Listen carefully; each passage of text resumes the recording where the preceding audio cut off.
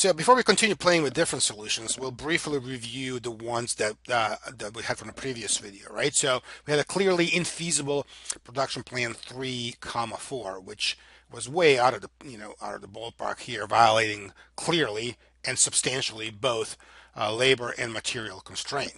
Then we had a little bit more subtle ones, 0, 4, that was satisfying the labor constraint up here, was right on it, but was clearly violating the material because it was well above it. Okay, then we had 2, 2, which is right here on the material constraint about here, 2, 2, but clearly violating the labor constraint. Okay, so let's continue picking some of these different solutions, and we're going to try to go towards the feasible ones that satisfy both the constraints, and then we're going to also introduce on the concept of optimality, right? Because so far, but just looking at these infeasible solutions from the previous video, we did not really even pay attention too much to profit, or really at all, right? We're just really concentrating on whether or not one or both of these labor and material constraints were violated. Now we have to take a look at some of the feasible choices, and we have to also be looking at the profit at the same time. So for example, if we decide to produce a pound of each drug, a simple one right here, okay, we are well within both labor and material constraints, okay, but if you switch to Excel and type that in, okay, we have 5 unused labor hours, 12 minus 7, right here, and 3 unused pounds of raw material with a profit of only $5, which is much smaller than we intuitively feel it should be, right? In other words, we can do better than that. For example, if we produce 1 pound of drug 1 and 2 pounds of drug 2, right here, 1, 2, we're sort of moving up, you can sort of intuitively feel we're moving up towards the constraints. Okay, they're both still satisfied, right?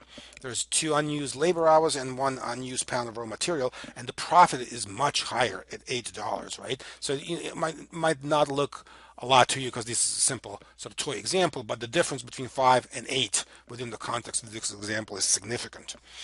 Okay, at this point, we've exhausted most of these integer solutions where amounts produced are whole numbers like 1, 2, or 3, 4, or 1, 1, or 0, 4, right?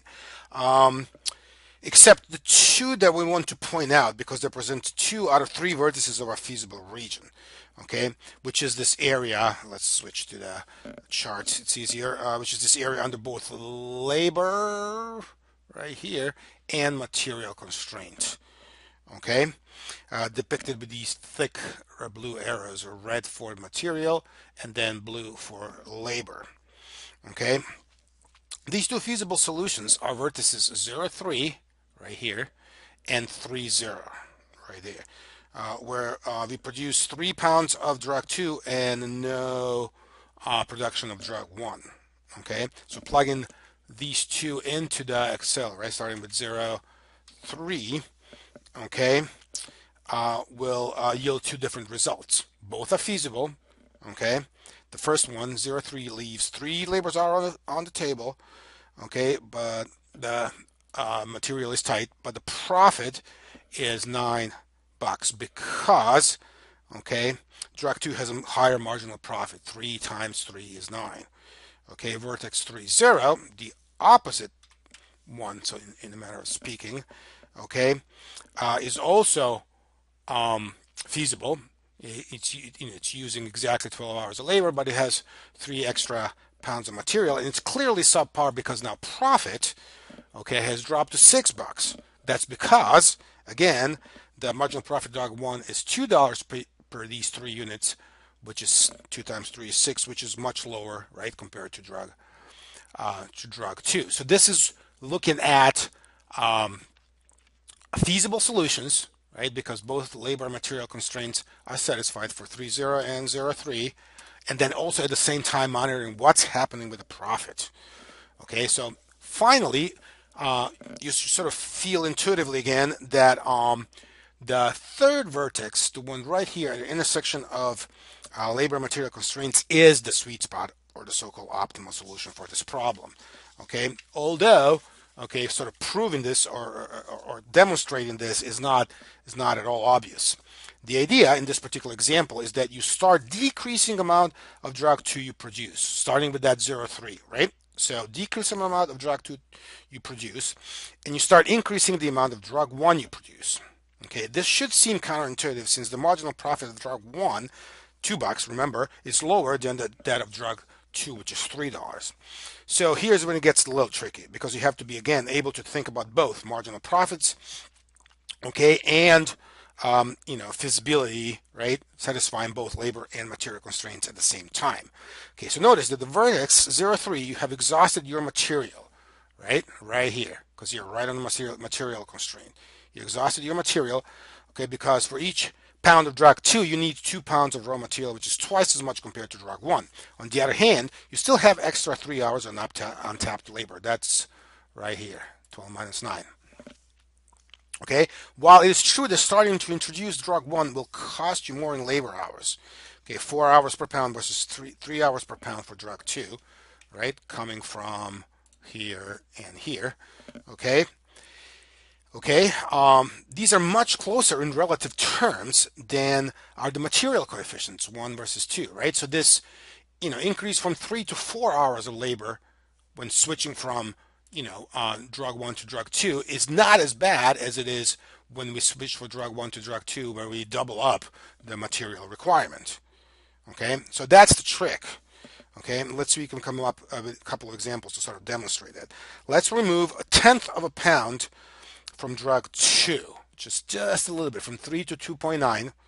Okay, but we want to add, okay, we want to add 2/10 of the pounds here, so from 0 to 0.2 for drug 1. So let's do that literally here, right? First 2.9, okay, and 0.2. All right. You can see that this point is on the material red line right here, okay, because we've used all of it. And you can sort of, you should probably add a couple of decimal points here and here, because we are starting to move into these fractional solutions. Okay, so you can, you can see that we are, sort of moving towards, from this top left corner 0.3, we're starting to slide towards this this intersection, or this third vertex of ours. Okay, so we've used 9.5 hours. Okay, we've used all 6 pounds, right? So if you use half an hour more, you still have 2.5 hours slack. We have still 2.5 hours. But key part is to understand the profit went up. Why did it go up? Because we disproportionately increased the production of X1 versus what we reduced for X2. That should be clear. Okay, so visually, as I pointed out, we're starting to slide down the red material constraint from that corner here. It's just moved a little bit here, right? 2.9, 0.2. Okay. Now, next, let's try sort of a stronger slide, going to 1 pound of drug 1 and 2.5 pounds of drug 2. Okay, so where are we here? We are 2.5. It's about here. So we're almost at the vertex. Okay, so you can see that this point is on the material line again because we've used all of the material, and you can see that we are quite close to the intersection of the two constraints. The profits is increased significantly from $9.10 to $9.50. So while sliding down the material red constraint, we say that this constraint was binding, whereas the labor constraint has less and less slack. It's just half an hour now, you can tell that. Okay, and you can visually see that. Okay, the most slack here, less slack. Okay. Well, so this labor constraint is said to be non-binding, but less and less so because it has less and less slack, and we'll talk about these terms more later on. Now, let's jump over the vertex that we intuitively again feel is a sweet spot and land on the other side here. Let's say the point 1.52, which is on the labor constraint. So 1.52, which is in the labor constraint. Exactly 12 hours was used, and there's about half a pound more of raw material available. Notice now that the blue constraint is binding, right? The labor constraint, and the red constraint, material constraint, is non-binding, has that half a pound of slack I just mentioned. But more importantly, notice what happened to the profit. It dropped back to 9, which is where we sort of started with that 0.3 vertex to begin with. Okay. Finally, okay, we should feel that if you continue sliding down the blue labor constraints, say 0.5, and it's not going to be perfect. I'm going to have to pick a point here. Let's say 2.8, 0, or like 2.7, 0.4. Okay, 2.7, 0.4. How do I know that? I don't. I just read it off the table, which I'll explain later. 0.4. Again, labor. So we are still on the blue line. Our labor constraint is by tight, but using only 3.5 pounds of material, so 2.5 pounds short. But notice what happened to the profit. It drops significantly. Okay, and it's going to end up eventually at that 3.0, that's $6. Right now.